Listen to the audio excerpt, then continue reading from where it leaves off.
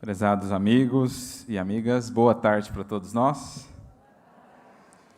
Que o Senhor nos abençoe neste dia de reflexões e de aprendizados. Começaremos aqui com a nossa autodescrição. Me chamo Arthur Valadares, tenho a pele branca, os cabelos e os olhos castanhos, estou utilizando um óculos de grau, tenho uma camiseta azul com um detalhe do Cristo no peito e tenho a estatura por volta de 1,74 m. Queridos amigos, é com muita alegria que estamos aqui hoje, num dia de festa, e não poderia iniciar a fala sem antes aproveitar para parabenizar a Fergs, na pessoa aqui do seu atual presidente, Antônio, parabenizando a todos os trabalhadores que estiveram envolvidos nestes 105 anos de existência, de serviço, de aprendizado, de oferta, com Jesus, com Kardec, com a espiritualidade amiga. Certamente não são poucos os corações que desse trabalho têm recolhido bênçãos, orientações e inspirações para a sua jornada. Então, muito nos felicita podermos participar desse evento comemorativo da Casa Máter aqui do Espiritismo, em terras gaúchas, deixando os nossos votos de muitos anos mais de trabalho nessa imensa seara do Cristo. Como ele mesmo nos dizia, grande é a seara. Àquele tempo ainda não tantos eram os ceifeiros. Com o tempo eles têm crescido, mas há sempre espaço, porque o trabalho é imenso. E não falamos aqui de um trabalho de alguns anos, algumas décadas, tampouco alguns séculos. Estamos a falar de um trabalho para os milênios, que é o trabalho da iluminação do Espírito em sua infinita jornada de ascensão.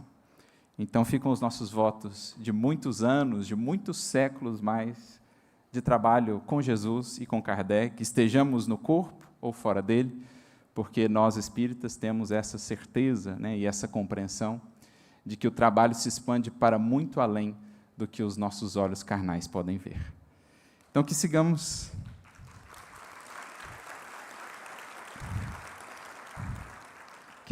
nesse espírito de festividade espiritual, de alegria, de gratidão, pelas bênçãos do Espiritismo em nossas vidas, buscando, claro, também com ele aprender aquilo que nos compete em termos de trabalho, de realização, para transformarmos a nossa gratidão em uma gratidão efetivamente mais lúcida, verdadeira. Como nos diz Emmanuel, a melhor maneira de agradecer nos círculos do cristianismo está no devido aproveitamento das dádivas recebidas, com eficiência, com dedicação. E esse é o nosso intuito, para além da gratidão nas palavras, aquela que se traduza em nossa transformação, em nossa realização, à luz do quanto temos recebido do Espiritismo. E o tema que nós vamos tratar nesse momento gira exatamente em torno disso, essa busca essencial, busca fundamental do reino de Deus, agora por nós entendida ou analisada à luz do Espiritismo. E é sobre isso, então, que nós vamos conversar, buscando primeiramente entender o que é essa expressão ou essa proposta tão fundamental e tantas vezes mencionada no Evangelho de Jesus. O que ele quer dizer com o reino de Deus, com essa promessa que ele oferta à humanidade, aos séculos do porvir. E quem fala reino, fala também reinado. E eu acho que está aqui um dos principais recursos de entendimento desse conceito que é para nós, no Evangelho, no cristianismo, tão fundamental. Reino de Deus é o reinado de Deus. Onde? Reinado de Deus a se estabelecer no plano íntimo da criatura.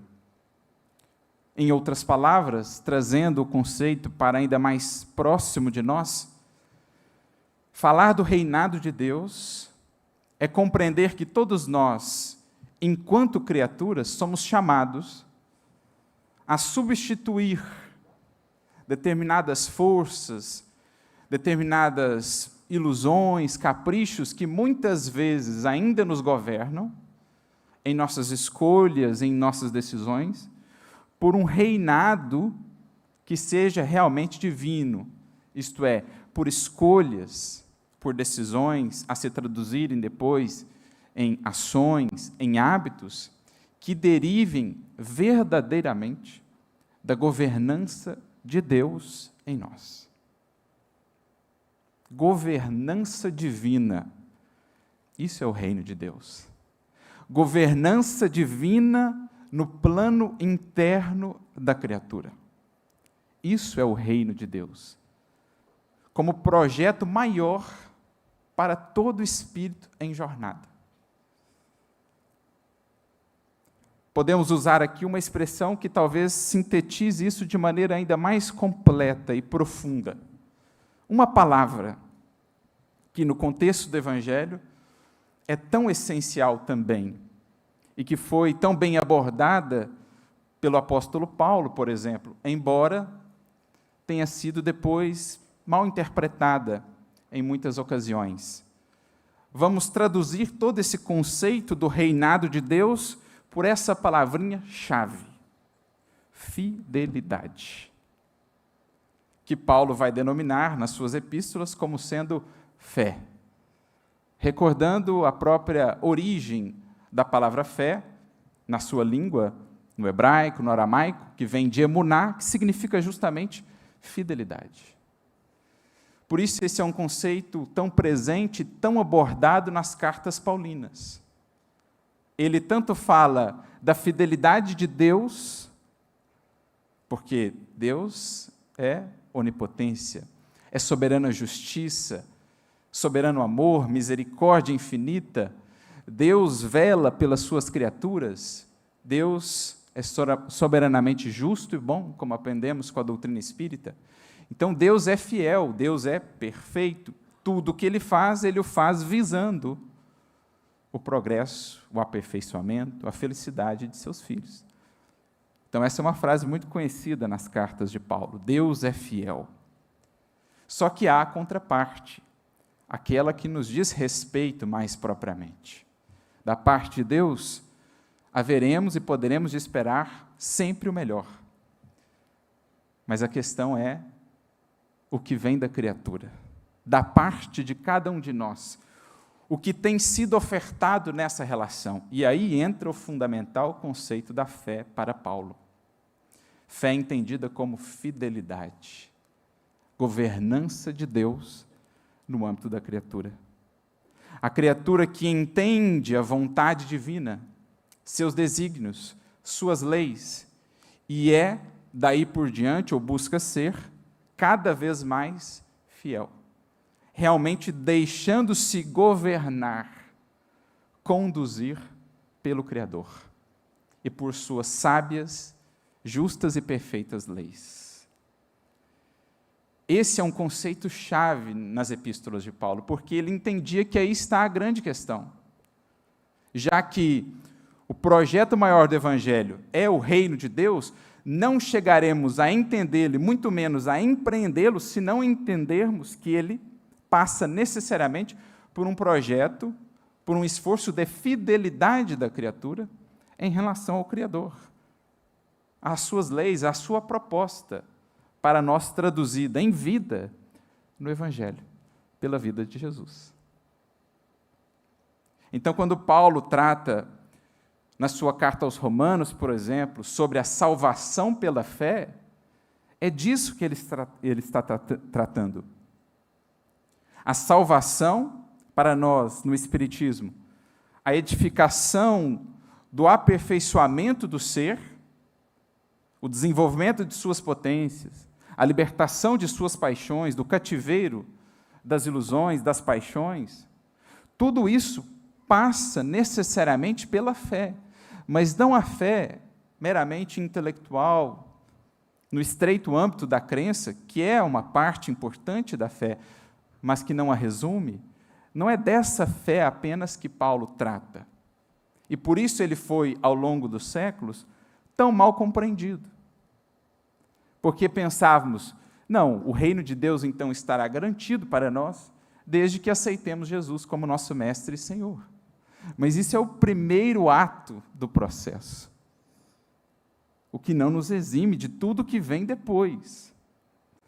Porque fé, para Paulo, é essa implementação gradativa em nossas vidas de fidelidade ao que está no Evangelho, que é o mesmo que dizer de fidelidade ao projeto divino para cada um de nós, os seus filhos. Então veja que o conceito vai ganhando novos contornos. Novos horizontes vão se nos abrindo à medida que o vamos analisando à luz, especialmente do Espiritismo, que traz uma série de outras variáveis importantíssimas para entendermos, então, o que é a realização desse projeto. Sermos integralmente fiéis a Deus. Quando assim o formos, então virá o reinado de Deus em nós. Deus reinará em cada escolha, em cada decisão, estaremos atendendo à vontade divina, que é sempre para nós o que há de mais libertador, o que há de resultar em mais felicidade, em mais paz, em mais progresso. Mas para isso é preciso necessariamente a fé, entendida como fidelidade. É isso que Paulo quer dizer com o justo será salvo pela fé. Não uma mera adesão formal, verbal ou circunstancial ao cristianismo, mas um projeto de vida que se estende para muito além das paredes de um templo religioso ou do tempo específico consagrado a uma experiência religiosa em nossa semana. É a experiência do transcendente, da religiosidade que vai inundando a vida do ser como um todo. Nas mais diversas circunstâncias, passa a criatura a se ver como, efetivamente, uma servidora do Criador, um instrumento dele, agindo de conformidade com ele, para que, então, se expanda também esse reinado para além do seu mundo interior, que ela busca já agora consagrar ao Senhor da vida. Por isso, quando falamos de reino de Deus, é preciso associá-lo a essa palavrinha-chave, fidelidade. E é por isso também que nós vamos ver, como registrado para nós por Humberto de Campos, no livro Boa Nova, no capítulo de número 6, esse capítulo muito interessante intitulado Fidelidade a Deus, em que Humberto de Campos nos relata um diálogo entre Jesus e os discípulos acerca desse conceito, ou desta postura, a fidelidade. Porque conta-nos esse grande cronista do Evangelho que, à medida que Jesus foi revelando os desafios, os sacrifícios envolvidos no empreendimento desse reinado de Deus, alguns dos discípulos começaram a ficar reticentes. Mas como assim? Esse reino, então, ele pede tanta luta assim? Ele pede tanto sacrifício, tantas renúncias? Por que essa surpresa, né? Por que esse espanto? Porque estavam eles acostumados a outra natureza de reinos, de reinados, de impérios, de imperadores. Aqueles que se impunham pela força, na utilização dos elementos materiais, aqueles reinos que eram, muitas vezes, com frequência, transformados na mudança do monarca, do imperador, aquilo que estava mais associado à matéria, reinos sustentados ou construídos sobre a fortuna, o poder material, os exércitos, a violência, a imposição. Por isso também reinos que vinham e que passavam, deixando muitas vezes destruição, lágrimas, o espólio de tantos vencidos, tantos cativos, tantos escravos. Eram esses os reinos, os reis e imperadores que eles conheciam. E à medida que Jesus começava a anunciar um reino de Deus, talvez o aproximassem desse tipo de reinado, esperando que mais cedo ou mais tarde Jesus o anunciaria. E por meio das falanges celestes, ou mesmo conquistando, dominando ele próprio os poderes terrenos, estabeleceria esse reino, sem qualquer resistência, sem qualquer contradita. Por isso vemos os discípulos, até os últimos momentos que antecedem a crucificação, ainda debaterem quem se sentaria à esquerda ou à direita de Jesus, quando o seu reino se estabelecesse, porque estavam com essa expectativa de um reino que surgiria em algum momento, num piscar de olhos, pela imposição de uma força externa, pelo próprio poderio divino do Mestre. Essa era a expectativa ainda nos corações. Mas Jesus, a todo tempo no Evangelho, faz questão de ir descortinando para nós que a realidade ali era bem outra, que ele tratava de um reino absolutamente diferente, tanto na maneira de implementação, quanto no tempo necessário para essa implementação. Afinal de contas, dentro dessa conceituação que aqui trouxemos, imaginemos só, sermos plenamente fiéis a Deus em tudo. Quanto tempo se nos pedirá? Talvez até por isso, por intuirmos ou notarmos que a magnitude desse projeto era demasiada, grande por demais, é que concebemos, então, outras vias de salvação, imaginando, não é possível considerarmos que a salvação vem, então, da edificação de tudo aquilo que Jesus propôs no Evangelho. Vamos pensar, então, que a salvação venha por outros meios. O exemplo ou o sacrifício dele bastou, basta agora aderirmos à sua mensagem, então estaremos garantidos nesse reino. Então, teremos nosso lugarzinho ao céu. Por quê? Porque intuímos a dimensão de um projeto como esse. E pensávamos, numa existência só? Numa vida apenas? Desenvolver tal nível de fidelidade que no Cristo vemos? Mas estaria reservado ao tempo também nos esclarecer quanto ao meio de implementação desse reino. Mas, voltando aqui à mensagem, Jesus nota que os discípulos estavam meio reticentes quando começaram a entender que era um reino diferente que pediria, ao contrário de outros reinos, o sacrifício pessoal da própria criatura, muitas renúncias, muitas transformações íntimas. Ora, isso esses reinados de fora não solicitavam. Que reino era esse agora tão distinto?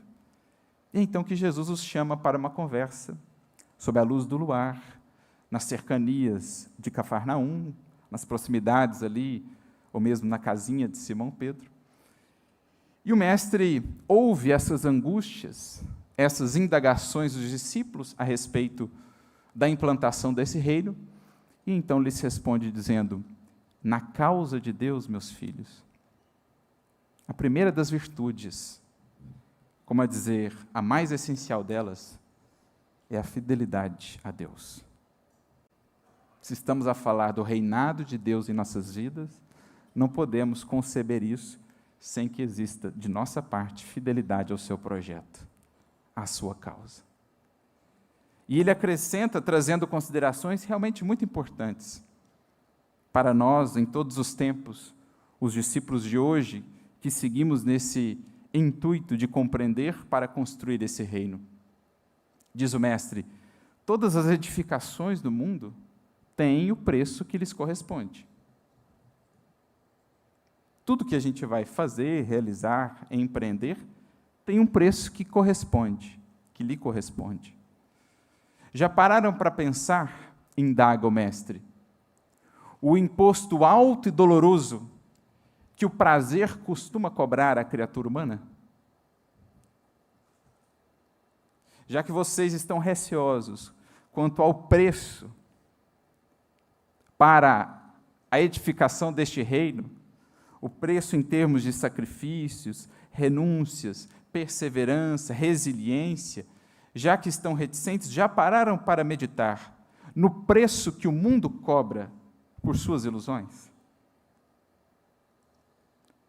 Porque é importantíssimo meditarmos nisso. Tudo tem um preço.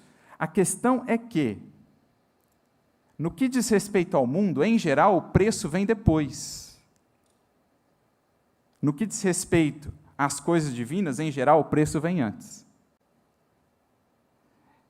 Então, o mundo é assim, você conquista o prazer imediato, sensorial, mais efêmero, se entrega a ele de maneira desequilibrada, inconsciente, invigilante.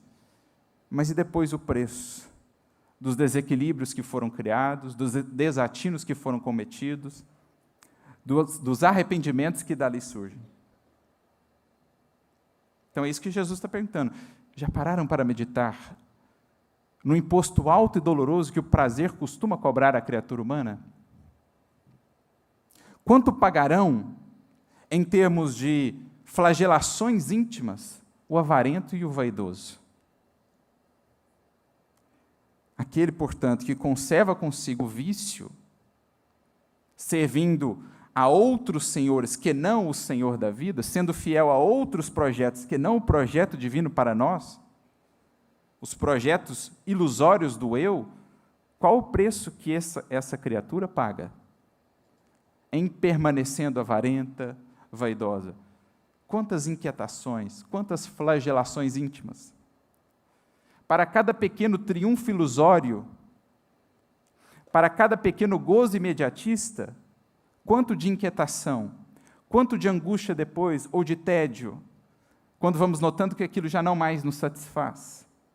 O medo de perder, a comparação sempre com o que tem mais.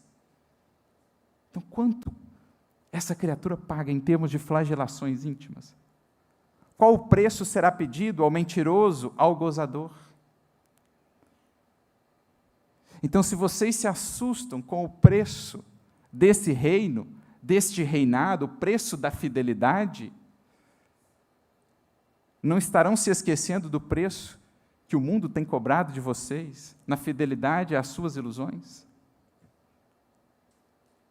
Porque, como aprendemos com o Espiritismo, a causa primordial da infelicidade da criatura não são as circunstâncias, mas é antes o que ela traz em si. Para cada vício, uma fonte de infelicidade constante.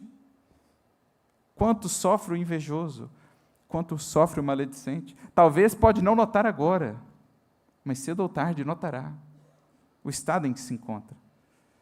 Porque, como dizíamos, assim é o mundo. Em geral, o preço vem depois. À medida que surge a maturidade, à medida que passa o tempo, que vamos refletindo, que vamos nos frustrando com a efemeridade de tudo que diz respeito ao mundo, é que vamos notando o preço. Mas as coisas divinas, não, em geral, o preço vem antes. Mas a conquista depois é perene.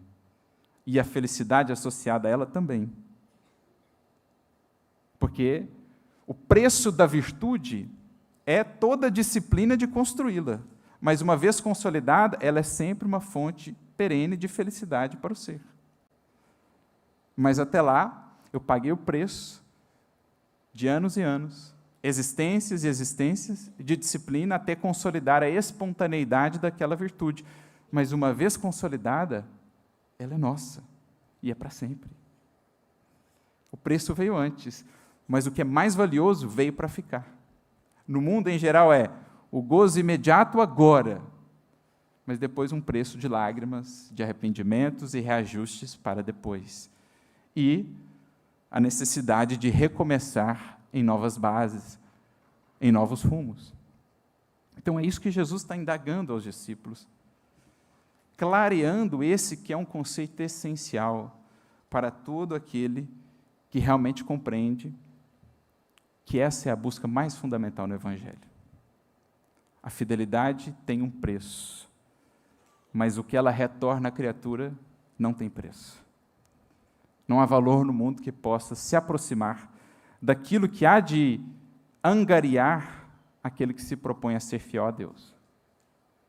Agora, a fidelidade ao mundo, a mamon e às suas ilusões, diz o Mestre, ela também tem um preço, muitas vezes não considerado. Considera-se a satisfação imediata do instante, sensorial, efêmera, material, mas não se considera o que vem depois em termos de reajustes, de lágrimas, de recomeços. E assim eles seguem nessa conversação a respeito da fidelidade, Jesus destacando a importância disso, nessa relação, que é a relação mais fundamental para todos nós, a relação com Deus, porque é definidora do equilíbrio, da sanidade, de todas as outras relações que nós temos, com outras pessoas, com objetos, com circunstâncias. Se a relação com Deus não estiver equilibrada, tudo mais poderá estar comprometido. Então, se a relação com o divino não está equilibrada, a relação com o outro pode descambar facilmente para a possessividade, para o ódio. Se a relação com Deus não está equilibrada, nesse processo de comunhão que a criatura vai estabelecendo com o divino, a sua relação com um determinado objeto pode se tornar facilmente um processo de apego, de adoração, quase que de culto, em relação ao dinheiro, ao prazer, ao poder. Então, a criatura ela vai perturbando as suas outras relações, enquanto não ajusta a mais fundamental. E é por isso que Paulo, nas suas epístolas, e o mestre aqui nessa mensagem, tratam o conceito de fé, de fidelidade, nesse âmbito de uma relação. Diz o mestre, o mesmo que Paulo mais tarde diria: olha, Deus é fiel, tem sempre feito o melhor para nós, muito antes mesmo de o conhecermos. Ele já nos amava e nos entregava o que de melhor nós precisávamos para a nossa evolução. A partir de agora, à medida que a consciência se nos aclara, a tarefa é nossa, de respondermos a essa fidelidade divina com a nossa fidelidade, assim estabelecendo-se a comunhão, criatura-criador, esse laço inquebrantável, da qual a fé é a nossa oferta e o amor divino é a oferta que vem de nosso Pai. Então, Jesus trata disso com os discípulos e, em determinado momento, eles voltam-se para o Mestre, naquela noite que seria para todos ali presentes inolvidável, e dizem: Senhor, seremos fiéis. Senhor, seremos fiéis. Jesus então sorri, como quem sabe, ou como quem sabia, a intensidade da luta que estava por vir e a fragilidade das promessas humanas. Mas ele sabia também que cedo ou tarde esse reino haveria de chegar para cada um daqueles corações. E mesmo ainda tão frágeis, aqueles discípulos, aqueles primeiros corações, vencendo a si mesmos, souberam incrementar cada vez mais em si a presença daquele compromisso, aquela fidelidade, a ponto de, mesmo perseguidos, humilhados, muitos deles mortos, manterem-se fiéis, fazendo de seus esforços, de sua fidelidade, um cântico de esperanças e de glorificação que haveria de transformar o mundo. Então, ali nós vimos os primeiros lampejos, o alvorecer desse reinado, já naqueles corações que souberam ser fiéis. Exemplo que chega-nos ainda hoje, ajudando-nos a entender a dimensão do projeto que nos cabe. Fidelidade integral. Mas é claro que, sendo um projeto tão profundo, não poderia ser edificado em tão curto tempo. E aí, mais propriamente, que surge a doutrina espírita em nosso auxílio, ajudando-nos a dar novos contornos a esse projeto, a enxergá-lo em sua grandeza sublime, quando nos projeta à tela mental o imenso quadro panorâmico da evolução. Vem a doutrina espírita nos ajudar a entender o que já se encontrava nas palavras de Jesus, de maneira implícita, mas que com o Espiritismo se nos aclara e se nos mostra tão belo e tão grandioso. O projeto de Deus, junto a cada filho seu e à humanidade terrestre como um todo, a envolver milênios e milênios de esforços, de dedicação, de lágrimas, de suores, de tantos e tantos espíritos, atuando sob a inspiração divina, sob a condução do Cristo. Porque para entendermos melhor essa dimensão dessa busca fundamental, a do reino de Deus, à luz do Espiritismo, nós vamos ao próprio Evangelho, aqui auxiliados pela doutrina espírita. Vamos a um dos mais conhecidos diálogos do Evangelho. Capítulo 3 do Evangelho de João. Jesus conversa com Nicodemos. E ali o mestre já nos traz todas as pistas fundamentais. Pergunta a Nicodemos o que fazer, para herdar a vida eterna. Poderíamos traduzir aqui tranquilamente, o que fazer para alcançar então esse reino? Ao que Jesus inicialmente responde, ninguém pode ver o reino de Deus se não nascer de novo. Como dizíamos, ao longo dos séculos, nós criamos uma outra interpretação para essas palavras de Jesus. Porque não incluímos em nosso quadro de interpretação do Evangelho esse elemento essencial que mais tarde o Espiritismo resgataria, a reencarnação. Ali entendemos esse nascer de novo como uma renovação, que também é uma interpretação válida, porque, afinal de contas, é preciso renovar-se sempre na edificação desse reino. Mas o projeto é de tal monta que uma existência apenas seria inviável para implementá-lo integralmente. Nós estamos a falar daquilo que nós vemos em Jesus. Ele mesmo nos disse, aliás, as coisas que faço, as fareis, e ainda maiores. E ao olhar para aquela sublimidade de vida, uma fidelidade sem mescla, uma vida em que, de fato, Deus reinava, a ponto de chegarmos a confundir Criador e criatura, ao olharmos para aquela vida, imaginávamos, impossível considerar a aplicação disso tudo em uma existência apenas.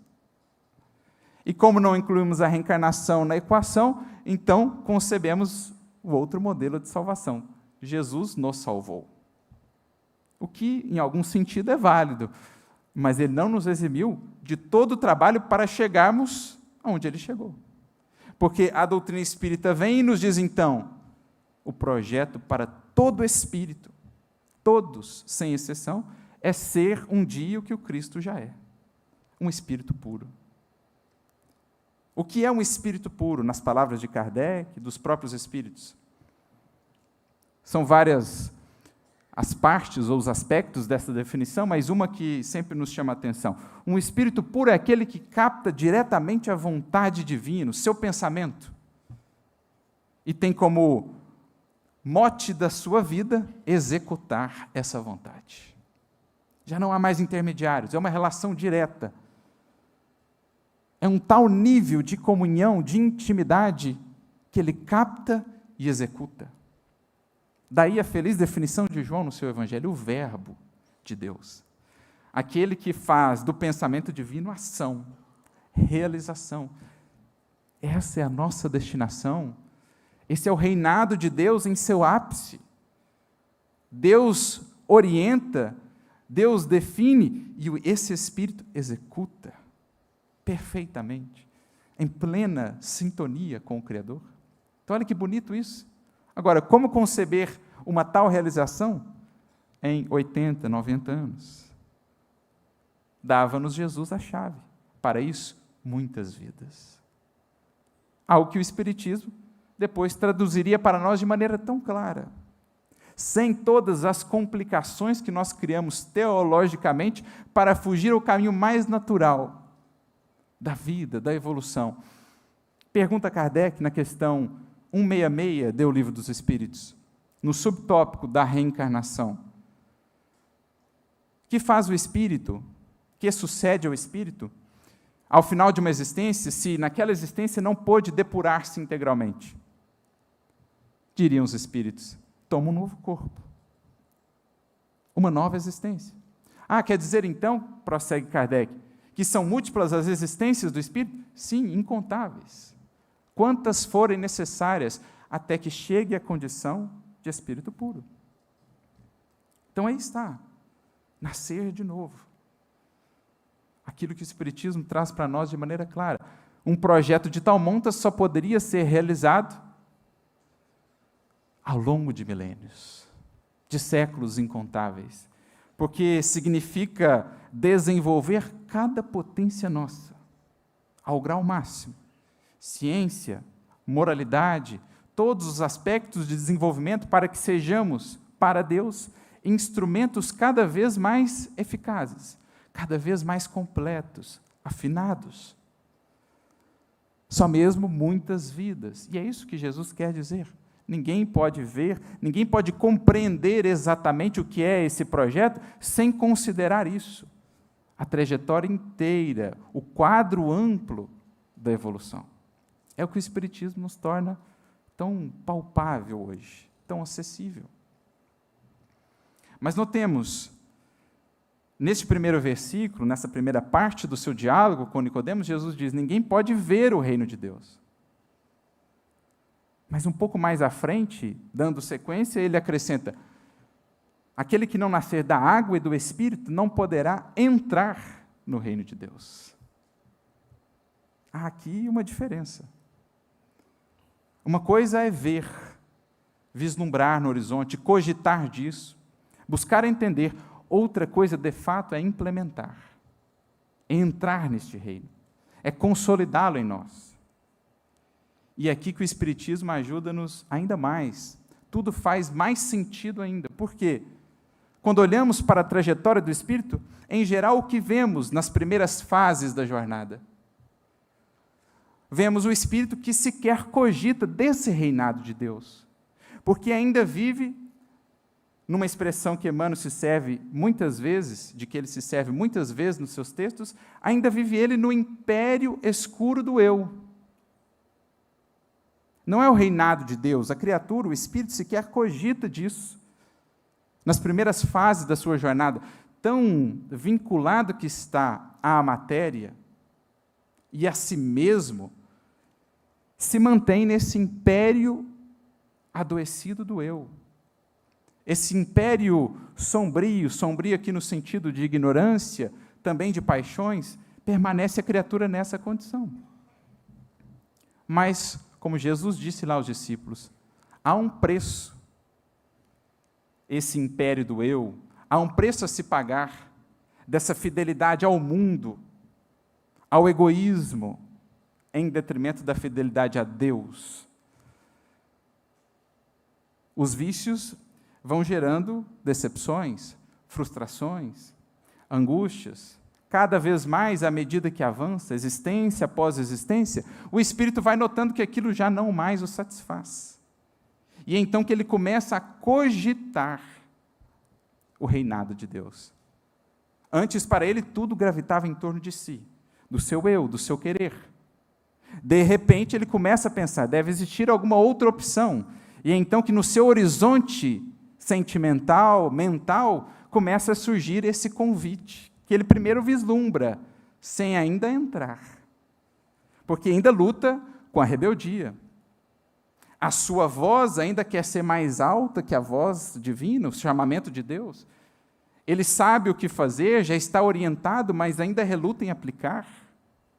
Ele vê o reino, mas ainda resiste em entrar. Mas o tempo, a tudo vai transformando, a lei divina tem os seus meios de ir nos despertando, nos educando, e a própria criatura vai ansiando por aquilo que ela intui, que ela sabe lá no fundo, realmente a poderá planificar, em detrimento das ilusões e satisfações imediatistas do eu e da matéria. E é então que ela reconhece a necessidade não só de nascer no corpo, nascer da água, mas também nascer do Espírito, renovando-se, fazendo-se mais fiel, para que, enfim, possa realmente adentrar passo a passo neste reino, neste reinado, no império de Deus e da sua vontade em nós. Então vejamos que Jesus ele coloca as duas frases, dando uma certa distância entre elas, como a dizer que existem essas duas etapas, que o Espiritismo nos faz ver com clareza. Muitos e muitos espíritos, ainda que sequer cogitam desse reinado, tão presos que estão ao império do eu. Outros que já começam pelo menos a ver, depois de tantas existências, tantas decepções com a matéria, com as suas promessas ilusórias, o espírito começa a cogitar este outro projeto, esta outra proposta.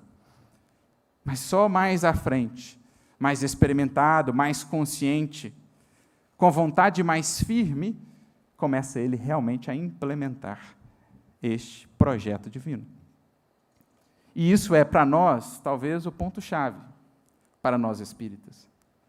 Porque há quantas existências, talvez, já temos visto esse reino? Já sabemos da sua existência, porque já informados do Evangelho. Mas há quantas existências também temos resistido em entrar? Temos visto, mas ainda não adentrado, porque ainda não nos propomos realmente a ser fiéis, a entender que não há liberdade efetiva senão na fidelidade à lei divina. Quando o egoísmo nos diz para fazer assim, sermos mais fortes e fazermos como Deus nos solicita, como Cristo nos propõe no Evangelho, porque a voz do Cristo não é senão a voz de Deus a nos instruir. Era ele o médium divino, diz-nos Kardec. Então nós estamos mais ou menos nesse meio termo. E há aqui uma imagem muito bonita, eu acho que muito representativa. Mais uma vez ele, Paulo, com o seu olhar tão perspicaz, na sua carta aos Hebreus, capítulos de número 3 e 4, Paulo ele vai trabalhar aquela ideia da jornada do povo pelo deserto. Aquilo não é senão uma figura da jornada da própria humanidade em busca da terra prometida, que não é senão o reino de Deus, o reinado de Deus. E a imagem ela é muito instrutiva, o que está registrado lá no livro de Êxodo, de Números. O povo tem uma jornada a empreender em busca da terra prometida. Mas eles chegam à margem dessa terra, digamos, na fronteira. E Moisés envia alguns espias, 12 deles, para sermos mais exatos. Eles visitam a terra prometida e voltam para trazer o seu relato. 10 deles se fixam nos problemas. Não, a terra é habitada por gigantes, tem muita dificuldade para entrar, a gente vai sofrer muito, isso. E 2 deles destacam os aspectos positivos, Josué e Caleb. Aqueles, Josué mais propriamente, que assumiria depois da desencarnação de Moisés a condução do povo. O que Paulo vai fazer? Ele pega o que aconteceu ali, porque por conta do relato dos 10 vigias que destacaram os aspectos negativos, o povo não quis entrar.